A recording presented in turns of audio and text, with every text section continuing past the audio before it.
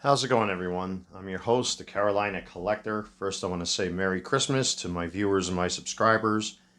If you haven't done so already, like, comment, and of course, subscribe. It helps the channel to grow immensely. You know, a lot of my videos have been getting, 100 views, 200 views. So if you haven't subscribed, it would really help the channel to grow if you would hit that subscribe button. The channel's multifaceted. I talk about Transformers, sneakers, jerseys, baseball cards like we're going to do in this video, and just random stuff that mostly has to do with collecting, maybe some weird stuff, maybe trying out some food, whatever it may be. But anyway, I would appreciate your support. With that being said, my latest card submission from SGC had arrived yesterday, and I want to go over the grades that I got, and at the end of the video, there's going to be a bit of a discussion because of one of the cards, which I was really shocked at, but it explains a lot. Now, I'm not saying that SGC is confirming or denying that there are issues with Topps in particular, but my going theory is that, now that Fanatics has taken over Topps, that the quality control issues are just, they're really beginning to show. In my previous video, I talked about how some of my jerseys had QC issues, and the cards I submitted have QC issues, and the grades that I got back from SGC reflect that. This is nothing to disparage SGC over, because they did their job, and given the result of one of the grades on one of the cards that I got back from them, it forced me to inquire as to why it got that grade, and the response is kind of revealing to me, because it tells me that most of the things I've been saying here on the channel are, very plausible, that there are issues with these cards. That much is clear. So I've already taken the liberty of cleaning the card shells of fingerprints and stuff, and covered these slabs with these graded card sleeves from Ultra Pro. They're really good. So I'm going to get into the lower grade cards first, with the exception of the one that has this really surprising grade to it that just still has me baffled as to why that happened. But SGC did offer a response in their email to me, and I'll get into that in a little bit. So I'm going to start off with the lower grade cards first. So first up, we have a Mitchell and Ness, and again, most of these are all Mitchell and Ness except for two. We have a Mitchell and Ness Orange Mike Trout that received a 9. This is the out of 25 orange refractor. And again, as you can see, it's got those top to bottom issues that I talked about in all my videos, that the quality control is just, it's a mess. And again, it's not the fault of SGC, it's just, that's Topps for you, I guess. And given that the Mitchell and Ness set is a gimmick where you buy a hat, thus you get a pack of cards with it, I don't think they took as much care of these cards as they did with their base Chrome set. It's just a theory of mine, because of the results of some of these grades I've been getting back. The next one here is a Bobby Witt Jr. Gold out of 50. This one received a 9. Not a bad card for what it is, but it does have like these little issues throughout the card that I guess, merits a fair grade of a 9. I've noticed that a lot of the cuts on back of these refractors, I guess when the machine comes down to tamp down the card to separate it from, I guess, whatever template it cuts it from, it leaves like these little score marks on the back of the card. So I don't know if that has anything to do with it, except for maybe like one little minor issue I didn't see before I submitted that. There was a little scuff on there, but it still got a 9. Not bad for what it is, can't complain about that. Then we have a Mike Harris, the second gold refractor, same set, Mitchell and Ness, received a 9. Again, as I predicted, suffering from the same top and bottom issues, it received an appropriate grade. And again, I talked about this, it's like beating a dead horse at this point. I've talked about this subject to death, and of course the grade reflects it. It's everything I predicted so far with these grades. At the top and bottom issues, the off-centering is just, leaves a lot to be desired. You can even see it here. Left to right favors the right a lot more. Or if you flip it, it favors the bottom a lot more. But it's still a good grade for what it is. Next, we have the Aaron Judge Gold Refractor out of 50. This one also received a 9. And again, suffers from top to bottom off-centering. It's a real shame. Real shame. But still, it's a 9. Not going to complain. For what I paid for the card, it's still a decent grade. Now we start getting into some bigger numbers here. So we have a Vladimir Guerrero Jr. or Vladdy Daddy, 9.5. And you can really see the top to bottom issue on this card. It's a lot heavier on the top than the bottom, but still not a bad grade for a card that I paid relatively pennies for. Well, in the card collecting scheme of things, pennies, in air quotes. This is one I opened up myself, and because I saw what they were going for raw, I decided to submit this rose gold Royce Lewis refractor. This is out of 75, and it received a 9.5. Not bad. Not bad at all. Not a bad grade at all. So we'll put him over here. There's really no way to set these up. Next one, we have a Riley Green 9.5. This is another orange out of 25. Not a bad card. Not a bad grade. Again, there's maybe one or two little scratches you can see through the plastic here, but otherwise, for this particular card, the centering up and down is not bad, and left to right is not bad at all.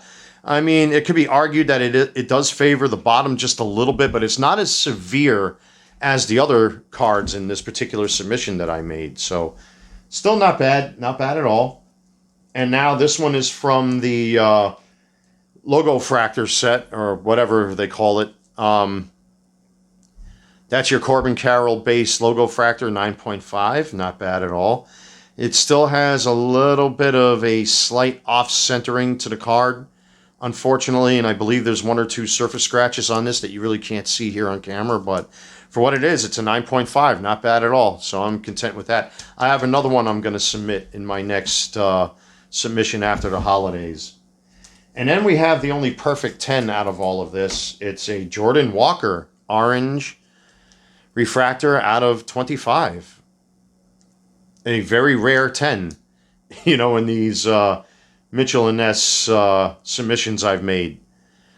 But not a bad card. The background is just absolutely beautiful. It could be argued, though, that the bottom is still a little bit thinner than the top. But I guess they left a little wiggle room on this particular card, given that the fact that there's really no flaws throughout the card at all, front or back. But you can still see thicker on one side than the other, but I guess they took other things into consideration with this card. I guess they figured since there was no scratches or anything on the card or no other minor imperfections, it was worthy of a 10. So I guess in this case, when I look at some of the 9s or these 9.5s here in particular, this 9.5, I guess this pretty much proves that if there's nothing else wrong with the card, and it's a little off-centered like this, they'll leave a little bit of wiggle room for the grading, and it ended up getting a perfect 10. So that's not bad at all. That's a really nice grade for that. Then we come up to my two favorite cards here, and I don't know which one is my favorite one aesthetically. The first one is the gold Gunnar Henderson. This one received a 9. Again, suffering from top to bottom off-centering. Very beautiful card. You can actually see it here. Thinner on the top. Thicker on top, thinner on the bottom. So, not bad. And the card fits his uniform. It's just aesthetically, this card is very pleasing to the eye. I really like this card. And then we have its counterpart, the orange refractor out of 25. This one also received a 9. Again, suffering with the top to bottom issues. You can see how thin the bottom is versus the top, but it received a 9, so not a bad grade. A lot of these cards I really can't complain about as far as the grades are concerned, because it shows that SGC does take the consideration of certain cards that do have scratches and off-centering issues. They'll grade it a certain way, But if a card like this is slightly off-center top to bottom and it doesn't have any issues, they will bump it up to a 10. That's why a card like this has a 9.5, for example, because, you know, top to bottom, it's not so bad, but it may have a scratch or two on there, or maybe an imperfection, who knows. So overall, I'm pleased up until this card. And this is the card I've been harping on because, you know, off camera here, you know, you guys have seen this already. One of my prized cards, my prize picks that I made, the Adley Rutschman Red, and of course one that I bought on eBay for cheap at the time, the Corbin Carroll Relic, and the Perfect 10 Corbin Carroll base rookie card from Mitchell & Ness. We come across this, and it's just like the orange 8.5 that I had. I will not be submitting that card. It's just going to be a keeper for myself, for my collection. I'm not going to waste my time submitting it, or resubmitting it, I should say, excuse me. My Shohei Ohtani orange from the Mitchell & Ness set, it received a 7. Yes, it received a 7. Now, I was already aware when I submitted this, and I called it that all of these cards are going to have some sort of issues, and sure enough, the grades reflect that. This particular card favors the 5 o'clock just a little bit, so it tends to favor this corner a little bit more. You can see that here just a bit, as a matter of fact, more than on the front. But what's bizarre is that it was something I didn't notice when I submitted the card, and it's what prompted me to message SGC. Now, this is one of those cards that I bought from a third party off of eBay, and I really don't think that eBay sellers, if they're looking to make money, that they wouldn't botch their own cards. I can't believe that some eBay seller would botch a card intentionally. And if the authenticators for eBay are well trained, I don't think that, and so far all the cards that I've received, there's no evidence of tampering or that they force the cards out of the seller sleeves and put it into their own sleeves, because what happens is that with certain cards, eBay will authenticate them to make sure that they're not repros or anything like that. And they'll put their own tamper-proof seal on it, and then they'll send it to you in a separate box, in an eBay box.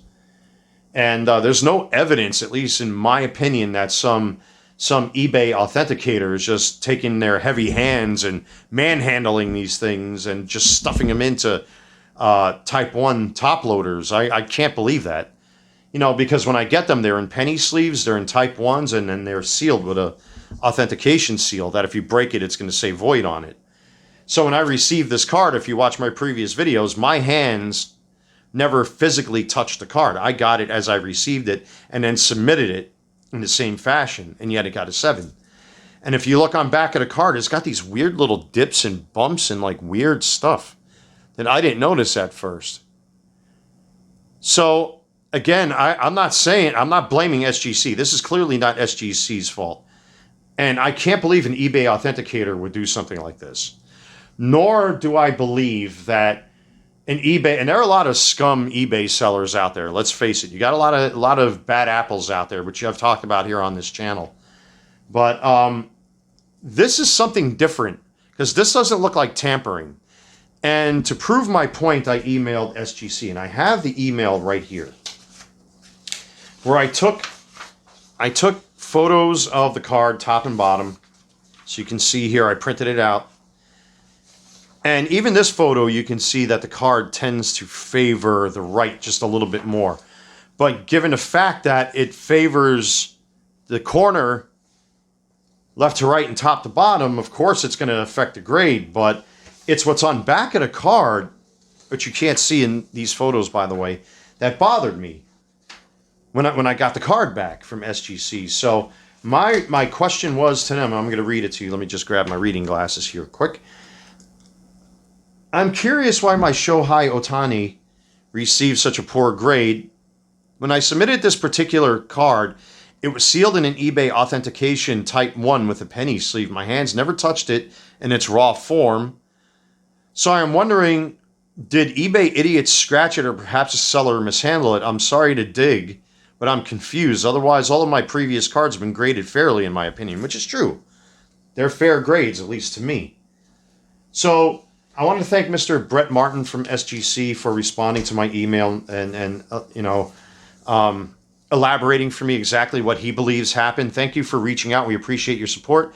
When it comes to card grading, there are numerous different aspects unique to each individual card that our team is meticulously looking over. Unfortunately, our team does not keep grader notes as to why some cards receive the designations that they receive, which is a shame. I think they should. I know it's probably going to generate more work, but it would be helpful. More likely, there was a manufacturing issue that was noticed by our grading team rather than a handling or processing issue. Now, we're talking about, and by the way, again, Mr. Brett Martin, thank you very much for that response. So that said everything that I needed to know. This is Shohei Ohtani. This is an orange refractor. And if SGC would have detected any sort of manhandling or tampering or cutting or altering, they would have never have graded this card. But they did, as it came to me, as I sent it to them. And when you hold it up to the light, even though I put on a brand new one of these card grading sleeves, even through that, you can see there's like these little indentations and weird stuff on the back of the card, which you don't see on the front. Now, again, you have to leave room for the fact that it's favoring this direction as far as the print is concerned. But on the back of the card, there's like this weird stuff on the back.